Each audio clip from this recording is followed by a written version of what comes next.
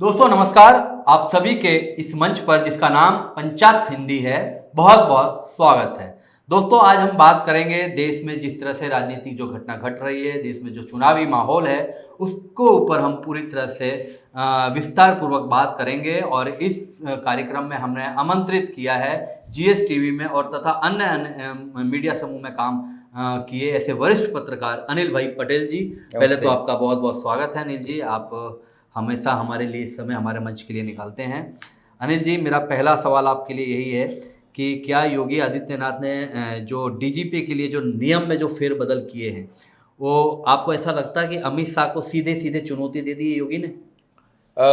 चुनौती आज से नहीं कब से दी है, लेकिन देखिए सबसे बड़ी बात ये, मजे की बात ये है कि ये ऐसा नियम नहीं है कि आज से बन गया है, ये अचानक इन्होंने निर्णय किया। 1996 में एक व्यक्ति, एक एक्टिविस्ट ने सुप्रीम कोर्ट में अर्जी दाखिल की, पीआईएल, कि सर जो पुलिस है वो राजकीय हस्तक्षेप के कारण काम ठीक से नहीं कर पाती और उसके लिए कोई गाइडलाइन दीजिए। सुप्रीम कोर्ट में वो केस चला और 2006 10 साल लग गए एक डायरेक्टिव्स देने में सुप्रीम कोर्ट को। और 7 जो लोगों की खंडपीठ ने डायरेक्टिव्स दिए, उसमें ये था कि भाई पुलिस जो है, पुलिस का जो कार्यकाल होगा, एक तो निष्पक्ष हो और कोई उसमें पॉलिटिकल हस्तक्षेप न किया जाए, पहला। दूसरा डीजीपी को लेकर ये था कि भाई जो डीजीपी आप बनाएंगे वो राज्य सरकार को बनाने का अधिकार है, उसकी कम से कम जो अवधि 2 साल होगी और उसके अंदर उसको जो पंच बनाने होंगे उसमें कोई रिटायर्ड जज होगा, कोई लोक सेवा आयोग का बंदा होगा, कोई एक चीफ सेक्रेटरी होगा, ऐसे करके 5-7 लोग होंगे। तीसरा उन्होंने ये भी कहा था कि भाई आप एक पब्लिक ग्रीवेंसेस बनाइए, पुलिस अथॉरिटी टाइप का कुछ, जिसमें अगर कोई व्यक्ति पुलिस से प्रताड़ित है और लोकल पुलिस उसको नहीं सुन रहा है तो वो जाके वहां पर फरियाद करे। फिर उसके बाद उनकी सर्विसेज को लेके, ट्रांसफर को लेके, ये सब चीजें 7-8 गाइडलाइन उन्होंने दी। अब देखिए हुआ क्या, पिछले कई समय से, पिछले 2-3 साल से अगर बात करो तो वहां पर जो डीजीपी थे वो इंचार्ज डीजीपी होते थे, परमानेंट डीजीपी होते नहीं थे। और हालांकि यूपीएससी और डीओपीटी के नियम के हिसाब से, सीनेटो के हिसाब से दिया जाए, गुजरात में भी वही नियम है जो, लेकिन उन्होंने बोला कि नहीं भी हमें मानेंगे नहीं। उन्होंने अपना कैबिनेट में डिसाइड किया और नक्की कर लिया कि हम ही अपने हिसाब से नक्की करेंगे। अभी तक यहां नहीं, 1-2 राज्यों को आप छोड़ दो तो लगभग पूरे देश के अंदर डीओपीटी ही डिसाइड करती है कि कौन डीजीपी होगा राज्य का, समझो आप। इसीलिए जब इलेक्शन कमीशन में कांग्रेस ने फरियाद की रश्मि शुक्ला को लेकर महाराष्ट्र में बदलिए, तो पहले हवाला डीजीपी जो वहां के हमारे चुनाव आयोग के हमारे अध्यक्ष हैं, केचुआ तंत्र वाले अग्रवाल साहब, राजीव कुमार अग्रवाल जी, उन्होंने पहले उसी का हवाला दिया था, लेकिन बाद में जब दबाव बढ़ा तो उन्होंने बदला। अब यह है कि भैया अपने हिसाब से हमको चलाना है, हम नहीं चाहते हैं कि अमित शाह का दखलगिरी जो हमारे यहाँ बढ़े, अमित शाह का यशमन हम चाहते नहीं है। इसलिए देखिए कि चुपचाप से जो सीधे तौर पर योगी जी गए दिल्ली के बाद उन्होंने पीएम से मुलाकात की और 2 निर्णय बड़े हुए। एक, भेजा ठीक है अपने हिसाब से डीजीपी रख लो आप, ग्रीन सिग्नल मिल गया। दूसरा, जो चुनाव था वहां का बाई इलेक्शन 13 तारीख से बढ़ाकर 20 को कर दी, थोड़ा समय मिल जाए, ये हो जाए। अभी तक जो 36 का आंकड़ा में दिखता था दिल्ली के बीच में, कहीं ना कहीं नरेंद्र मोदी दोनों के बीच में पैचअप होता दिखाई दिया। अब यह है कि सीधे तौर पर अब देखिए, जब योगी जी लोगों से वहां नहीं मिल रहे थे तो बहुत सारे जो उनके एमएलएस थे वो विरोध करते थे। पता है, बीच में आता था कि अगर ऐसे ही चलता रहा, बहुत सारे एमएलए ने विरोध किया, ये तो डूब जाएंगे, खटिया खड़ी हो जाएगी, ये हो जाएगी, वो हो जाएगी। जैसे ही मतलब लोकसभा इलेक्शन के चुनाव हारे थे तब, मतलब कम सीटें आई थी तब।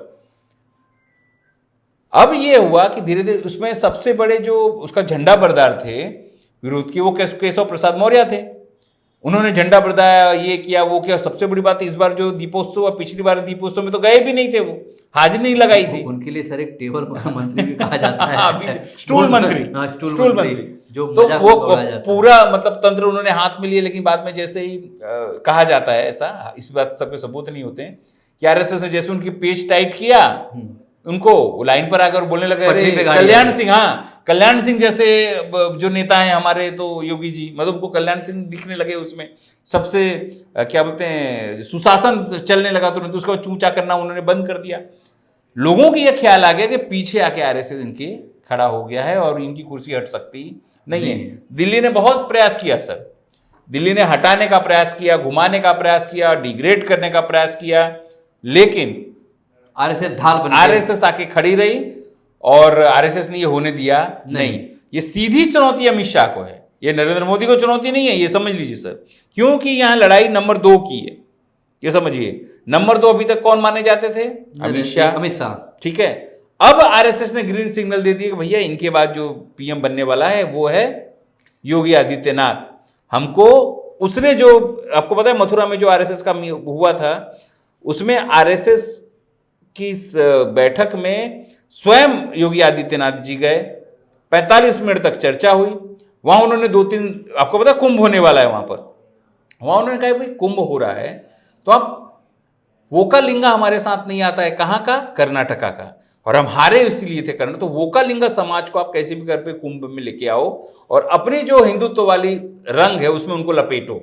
सर लोकसभा में भी जिस तरह से नितिन गडकरी से मिलने के लिए गए थे योगी आदित्यनाथ लोकसभा के टाइम में भी, और फिर वहाँ पे भी मुख्यालय भी गए हुए थे, उस समय से लगता है कि आरएसएस कहीं ना कहीं अब योगी जी के पीछे अब आगे खड़ा हो गया। देखिए, नितिन गडकरी भले मोदी की यस मिन ना हो, लेकिन उनको रखना मजबूरी है, क्योंकि आरएसएस बैक करता है। आरएसएस को उन्होंने नाराज किया तो सीटें कम हो गई। अब आरएसएस को उन्होंने खुश किया तो हरियाणा जीते। अब महाराष्ट्र में भी 75,000 से ज्यादा छोटी छोटी संभावना कर रही है। महाराष्ट्र सबसे बड़ी बात सर, क्योंकि महाराष्ट्र के पास में ही नागपुर है और आरएसएस, विदर्भ सर सबसे बड़ा, और नागपुर में ही आरएसएस का मुख्यालय भी है। बिल्कुल। तो और सबसे बड़ी बात है कि आरएसएस तो है, लेकिन वहां से जो धर्म परिवर्तन किया था अंबेडकर जी ने, वो भी वहीं पर ही है, नागपुर में ही है। वो दोनों एक दूसरे कॉन्ट्रडिक्शन, लेकिन हम योगी की बात कर रहे हैं, तो योगी के पीछे खड़ा होना जो है वो सीधे तौर पर आरएसएस की मजबूरी है। आपको ये बता दूं क्यों? क्योंकि समझो घर में 2 बच्चे हैं, आपको एक बच्चा कमाने लगा है, घर में पैसे देने लगा है, कमाने खाने लगा है, ठीक है, घर में पैसे देने लगा है, ठीक है, 1 तल्ला मकान था 2 तल्ला मकान बना दिया, 4 बीघा जमीन भी खरीद के दे दिया, लेकिन वो बाप को धमकाने लगा कि चुपचाप बैठो, हम करेंगे वो करेंगे, अब हमको तुम्हारी जरूरत नहीं है। अब बाप को लगा साला मेरे 3 बच्चे बेचारे कम कमा रहे हैं और ये जो बंदा अकेले हाँ परेशान कर रहा है, लेकिन 3 बच्चे मिलते हैं तब इससे ज्यादा हो जाते हैं, तो हम तीनों को एक करेंगे, हम तीनों को एक करेंगे, उसको लीडरशिप हम एक को देंगे। तो उन्होंने लीडरशिप किसको दी? स्वाभाविक जो लीडरशिप है उन्होंने योगी को दी कि भैया तू नहीं, भले तू कमा रहा है, खा रहा है, सब कर रहा है, 4 बीघा जमीन ले रहा है, लेकिन तू हमारे कहल में नहीं है, तू कहली नहीं है। सही बात है, हमारे गांव में कहते हैं कि कहली नहीं है, हाँ, हमारे कहल में नहीं चलेगा, नहीं चलेगा तो फिर तो बात नहीं बनेगी, 3 बच्चे हमारे साथ रहेंगे। मतलब कुल मिला के बात ये कि कहली थे नहीं, अब कहली नहीं हुए, राउंड के बाहर निकल गए, तो उन्होंने भैया योगी आदित्यनाथ को सवाल। अब जब उन्होंने देखा बड़े वाले भाई साहब ने कि ये तो दूसरे को, पप्पा तो उसके साथ खड़े हो गए, तो बंटवारा होगा तो भले हम कमा दमा रहे हैं, लेकिन गड़बड़ मामला हो जाएगा। हाँ, जब 3 एक गांव हमारे साथ ही नहीं होगा। हाँ, अब बाप बोलेगा कि भाई कहली नहीं है तो गांव भी इसके साथ नहीं होगा। सही बात है। तब ये अब बड़े वाले भाई साहब चाह रहे हैं कि भैया मित्रता कर लें कैसे भी करके, क्योंकि कल उठ के वो भी तो पिता बनेंगे, उनके बच्चों की भी शादी होगी, अगर नहीं आएगा तो कोई, तो भैया उन्होंने पैचअप धीरे धीरे करने का ये हाथ बढ़ाया है, जिससे योगी आदित्यनाथ को लाभ दिया जा रहा है। योगी आदित्यनाथ की बातें मानी जा रही हैं और आरएसएस बोल रहा भैया इनकी मिल के रहना है तो रहो, नहीं तो फिर तुम जाओ, और अगर जाना चाह रहे हो तो हमको कोई दिक्कत नहीं है, लेकिन कुछ मिलेगा यहाँ हमारे यहाँ से नहीं, तो कुछ मिल जाए, एग्जिट अच्छी तरीके से हो जाए, ये पूरा तंत्र जो है वो नरेंद्र मोदी इस तरह से कर रहे हैं। सर इसी से मेरा एक दूसरा सवाल है, क्या नरेंद्र मोदी ने आरएसएस से अपनी कुर्सी बचाने के लिए दोस्ती कर ली और उसके बदले में क्या लगता है कि अमित शाह को दाव पे रख दिया है? देखिए, हमारे एक मित्र हैं, बहुत अच्छा उदाहरण देते हैं इसके लिए। अकबर और बीरबल जो है दोनों जो है उनके दरबार लगा हुआ था। अकबर ने सवाल पूछा कि जान प्यारी की बच्चा, तो बीरबल ने बोला कि सर जान। अकबर नहीं बच्चा, क्योंकि जान से प्यारा होता है। बोले नहीं, बोले ऐसा हो तो हम क्या बोलते हैं, प्रमाण करके देख लेते हैं। बोले कैसे? बोले बताता हूँ मैं। एक टीन में उन्होंने पानी भरा, बड़ा ड्रम लाए, पानी भरा, एक बंदरिया और उसके बच्चे को उसमें डाला, पानी भाई खोल दिया गया। जब तक पानी यहाँ तक आया तब तक, जैसे ही पहले दोनों नीचे थे, पानी थोड़ा पैर के नीचे आया तो बंदरिया ने बच्चे को सर पे उठा लिया, और पानी बढ़ने लगा, और पानी बढ़ने लगा, और यहाँ तक पानी आया तो उसने और हाथ उठा लिया। जब पानी यहाँ आया तब बंदरिया ने बच्चे को नीचे रखा और उस पर खड़े होके ऊपर चढ़ गई। तब बीरबल ने कहा देखा, जान प्यारी है, बच्चा प्यारा नहीं, प्रमाणित करके दिखा दिया। उन्हें यही चीज यहां लागू होती है। अमित शाह, नरेंद्र मोदी एक जिस्म दो जान हो सकते हैं, या यूं कहें कि एक दूसरे के पूरक हो सकते हैं। अब सवाल यह है कि नरेंद्र मोदी जी को भी 75 साल हो रहे हैं, उनको भी एक अच्छा एग्जिट फेयरवेल चाहिए। फिर 100 साल भी होने वाला है 2025 में आरएसएस का। स्थिति क्या है, मैं आपको 2-3 प्रमाण दूंगा। हमेशा बोलता हूं कि संकेतों को आपको देखना पड़ेगा। अभी केंद्र सरकार ने एक मिनिस्टर ऑफ ग्रुप बनाया है, ग्रुप ऑफ मिनिस्टर बनाया, उसका अध्यक्ष जो है उन्होंने शिवराज चौहान को बनाया है। उस ग्रुप मिनिस्टर में पीएमओ जो है वो भी उसको जवाबदेह है। अब समझिए, मतलब ये मैसेज कि हम अकेले चला रहे हैं वो नहीं मैसेज है। भैया दूसरे को भी आप सत्ता का केंद्र बनाइए, आप अकेले सत्ता मत, मतलब पीएमओ के अलावा दूसरे को भी कमांड सौंपी गई है, कम समन सौंपी गई है पीएमओ के अलावा। मतलब अभी तक जो पीएमओ सब कुछ चलाता था वो जो अब शिवराज चौहान उसके चेयरमैन है या अध्यक्ष है। दूसरा चीज, एनटीआरओ की बात मैंने आपको एक दिन पहले ही की थी कि किस तरह से पीएमओ जो है वो एनटीआरओ के अधिकारी के लिए मांगता है, जब एक अधिकारी कि हमको अधिकारी दो, यहां से अधिकारी का नाम प्रेषित किया जाता है और पीएम उसको बैरंग लौटा दिया देता है कि भाई हमको नहीं चाहिए। ये दूसरा संकेत। तीसरा संकेत, कनाडा में जिस तरह से नाम आया अमित शाह का, हो सकता तो बचा सकते थे, समझो आप, लेकिन ये हुआ नहीं। उसका नाम उसके उछलने दिया गया। प्रधानमंत्री नरेंद्र मोदी जहां जहां जा रहे हैं वहां घुसपैठियों वाला सवाल उठा रहे हैं, आंतरिक सुरक्षा का सवाल उठा रहे हैं, तो वो किसकी जवाबदारी है? वो अमित शाह की जवाबदारी है। ये तीसरा चौथा आपको संकेत मिलेगा। दूसरी बात, आरएसएस जो है वो नए संगठन की बात सोच रहा है, नए संगठन बीजेपी अध्यक्ष की बात सोच रहा है। वो ऐसे अध्यक्ष की बात सोच रहा है जो नरेंद्र मोदी और अमित शाह को सीधे तरीके से आंख दिखा सके, यस में न हो। इसका मतलब क्या, अभी संगठन पे भले कुछ भी बात हो। सर मैं ऐड करूंगा, मैं यही मेरा क्वेश्चन था कि अब आरएसएस ने अध्यक्ष को लेके अपने कवायद शुरू कर दी है और आपको जिस तरह भी बता रहे कि आंख ना दिखा, तो आपको क्या लगता है कौन हो सकता है? वही बात बता रहा हूँ। ये बात, ये अब वो उनको ऐसा अध्यक्ष चाहिए कि जो अमित शाह के कंट्रोल में ना हो। मतलब अभी सरकार किसके हाथ में है? स्वाभाविक है मोदी साहब के हाथ में देखने के लिए, लेकिन पूरा कंट्रोल एजेंसियों पर किसका है? तो अमित शाह का है। संगठन पर किसका कंट्रोल है? तो अमित शाह का है। जितने सीएम बनाए हैं वो भी अमित शाह के लोग हैं, अधिकारी अमित शाह के लोग, आईएएस अमित शाह के लोग, डीजीपी अमित शाह के लोग, जितने भी रिपोर्ट हैं सब उनको ही सब उनको। अब देखिए जिस तरह से, अब समझो अभी योगी जी ने एक राज्य ने ये कहा, कल उठ के राजस्थान कहेगा कि हम भी अपने डीजीपी अपने हिसाब से बनाएंगे, कल उठ के बोले मध्य प्रदेश बोलेगा हम भी बनाएंगे, कल उठ के हरियाणा बोलेगा हम भी बनाएंगे, कल उठ के जहां जहां आपकी सरकार बनेगी वो बोलेंगे हम बनाएंगे। आप कौन हो? मतलब आपका जो कंट्रोल था अमित शाह को धीरे धीरे छूट रहा है। अब जो 2 सवाल आपने पूछा, तो कौन बनाएंगे? भैया उनको तो ऐसा व्यक्ति चाहिए जो आरएसएस के कंट्रोल में रहे, वो सरकार या अमित शाह के या उनके कंट्रोल में ना हो। तो वो चाहेंगे कि भूपेंद्र यादव अच्छा नाम है, संघ से जुड़े हुए नाम है, और संगठन और सरकार दोनों में उनकी अच्छी पकड़ है, एक वो अच्छा नाम है। जो चर्चा हो रही है, विनोद तावड़े ओबीसी वो चेहरा है, वो भी अच्छा नाम है, संगठन में भी काम उनका अच्छा है, आरएसएस के नजदीक माने जाते हैं, लेकिन सरकार का उनको अनुभव नहीं है, यहां उनके आड़े है। तीसरा नाम धर्मेंद्र प्रधान का नाम आता है। बरसों पेट्रोलियम मिनिस्ट्री से लेकर सब कुछ उनके पास रहा, संगठन का भी उनका अच्छा काम है, और वो आते भी दक्षिण साइड से, आप मान से या मध्य, ये भारतीय दक्षिण में से आते हैं। कल उठ के अगर उनको दक्षिण में अगर प्रेस करना है, सब कुछ पार्टी को ले जाना है, तो एक अच्छा नाम हो सकते हैं। ये 3 नाम अभी चर्चा में है। लेकिन अब सवाल नहीं बता रहा हूं, अभी मैं आपको महत्व की बात बता रहा हूं।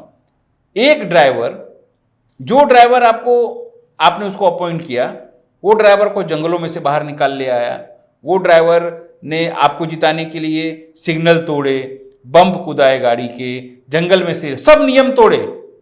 कल उठ के पता चला चालान आया तो खाली ड्राइवर को जेल जाना पड़ रहा है। एक्सीडेंट भी किया उसने, 4 लोगों को उड़ा भी दिया, तो खाली आपके कहने पे किया उसने या आपके लिए किया उसने, तो खाली अकेले क्या जेल जाएगा वो? तो बोलेगा नहीं ये मालिक, क्या बोलेगा? मालिक को भी ले लो, मालिक को भी लो। तो ये ऐसे ड्राइवर नहीं है कि आपका काम निकल जाएगा तो भैया छुट्टी।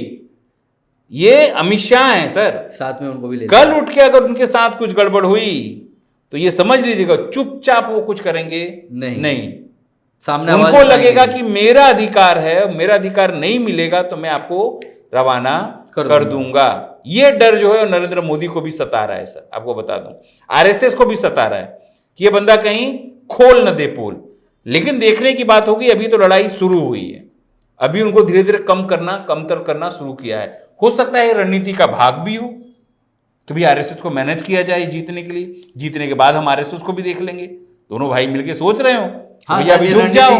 रणनीति के तहत जब कई बार होता है कि जब हम कदम पीछे खींचते हैं, इसका मतलब ये नहीं है कि हम हार गए, हो सकता है और ज्यादा लंबी छलांग मारने के लिए बात हो रही है। या संगठन में हमारे कितने विरोधी बिल्कुल खड़े हो रहे हैं वो भी देखना चाहते हैं। मतलब ये जो पूरी बात है, जो तुमने कहा कि आरएसएस, ये हो सकता है एक परसेप्शन बनाने की कोशिश हो रही है कि भाई दोनों में दो दुश्मनी हो रही है।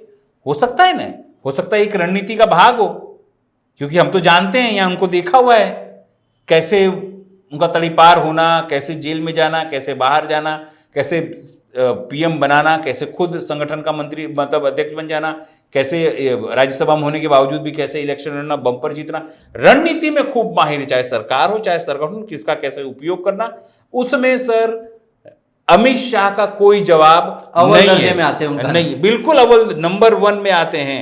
कहीं कल देखो, कहीं गुणागणित हर व्यक्ति का फेल होता है, लेकिन अगर आप ये माने कि अमित शाह दब जाएंगे ऐसी बातों से या दबने वालों में से नहीं है।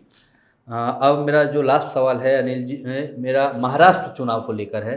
महाराष्ट्र चुनाव में जिस तरह से अगाड़ी ने और खास करके राहुल गांधी ने जो अब प्रचार अभियान शुरू किया है, उससे क्या लगता है कि एनडीए जिस तरह से उन्होंने सरकारी खजाना लोगों में बांटा था, उस पर कहीं ना कहीं पानी फिरता हुआ नजर आ रहा है? देखिए, आज ही राहुल गांधी नागपुर में, विदर्भ में, आरएसएस के गढ़ में उन्होंने हल्ला बोल किया है। राहुल गांधी के पास क्या है? क्या पैसा बांटने के लिए पास उनकी सरकार है जो पैसा बांटेंगे? तो नहीं। कोई आरक्षण दे पाएंगे? तो नहीं। कोई ऐसी वादा जो सरकार में नहीं रखे कर पाए, हाँ वादे कर सकते हैं लेकिन उसको फुलफिल कर नहीं। तो उनके पास बचा खाली संविधान कि भाई ये लोग आएंगे तो संविधान जो है वो उसका नुकसान करेंगे। वो नुकसान कर रहे थे, ऐसा नहीं है।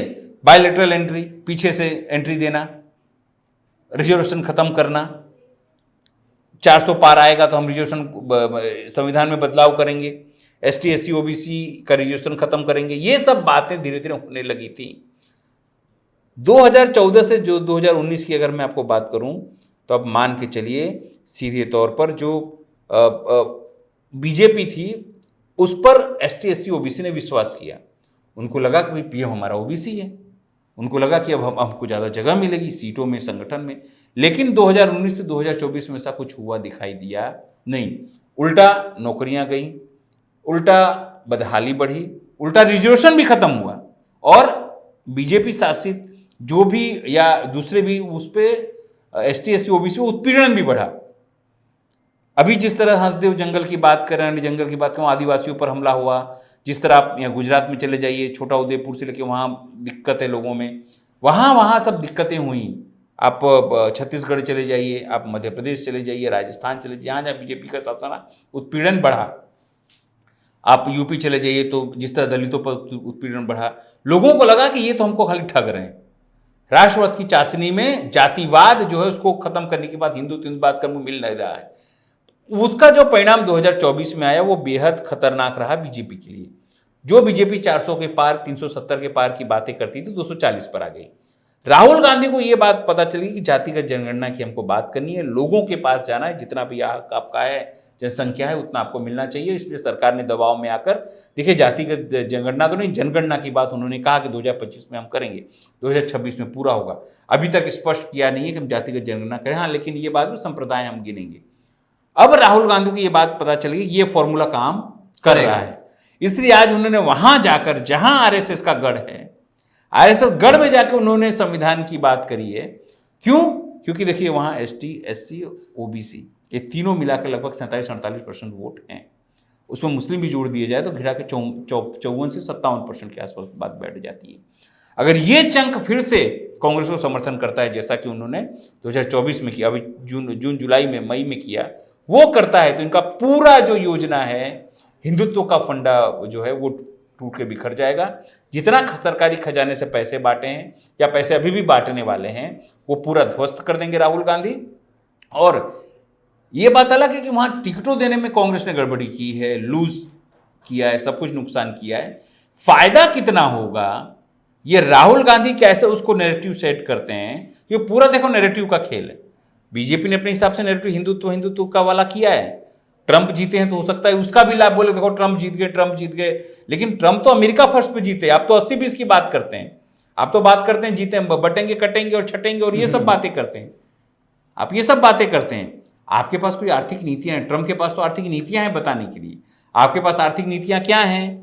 हमारे बीजेपी के पास 2 अदानी अंबानी और 2-4 लोग, उसके पास तो अलग है। उसका लाभ आप कैसे नैरेटिव सेट करते हैं? कांग्रेस अपनी बातों को किस तरह लोगों को जाके समझा पाती है, भैया 1500-2000 नहीं, हम 2500 रुपये आपको देंगे, हम 3000 रुपया देंगे, हमने डिलीवर किया है। बीच में विवाद हुआ था जब ये बात कही मल्लिकार्जुन अर्जुन खन्ने की, भाई इनको वही वादे करनी चाहिए जो हम पूरी कर सके। उसको लेकर उन्होंने बोल लपक लिया, बातें करने लगी तो ढेरों सारे जुमले जो है कांग्रेस ने भी इनका याद करा दिया कि भैया आपने झूठ बोला है अभी तक 10 साल में, क्या बोला है। लेकिन मीडिया ठीक है, वो मीडिया अपने हिसाब से। झारखंड में भी तो देखना रहेगा, जिस तरह से 500 का सिलेंडर बोला है, दिवाली में मुफ्त सिलेंडर देंगे, रक्षाबंधन पे भी देंगे। तो गुजरात में भी तो 27 सालों से लोगों का हमने सवाल किया कार्यक्रम। देखिए सर, मैं आपको बता दूं, सवाल ये है उत्तराखंड में बीजेपी है, क्या दे रही है क्या? वहां किसी को कोई पूछो सर, कोई श्वेत पत्र नहीं निकालता। राजस्थान में मिल रहा है क्या? जाके पता करिए, नहीं मिल रहा है सर।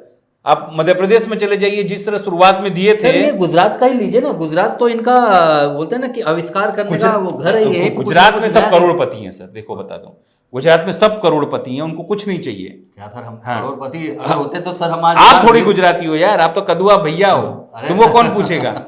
गुजरातियों की बस, सब यहाँ धन्ना सेठ हैं, करोड़पति हैं, पूरे विश्व को संचालन कर रहे हैं, नंबर 1 गुजरात है, कोई तकलीफ नहीं है।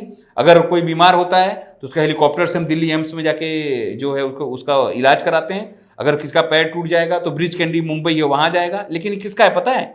ये मंत्रियों के लिए, हम आदिवासियों के लिए नहीं।